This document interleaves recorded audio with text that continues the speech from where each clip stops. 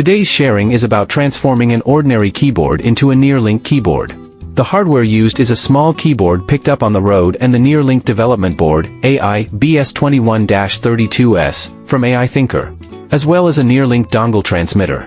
The engineer from AI Thinker will introduce the NearLink implementation logic of this NearLink keyboard. The design of a NearLink keyboard mainly consists of two major parts. One part is the dongle part, and the other part is the keyboard part. Through the combination of these two parts, a NearLink keyboard is realized.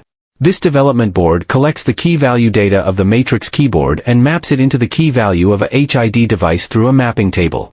Then, through the NearLink client, the key value of this HID device is sent to the server. Then the server sends the obtained data to the host and it is reported to the host through USB, thus realizing that this keyboard controls this host.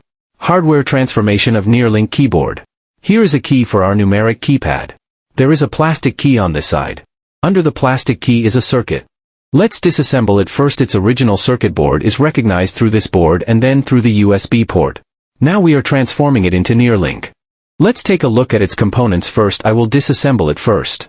It is scanning and contacting. These contacts are mainly made through these solder pads on the board.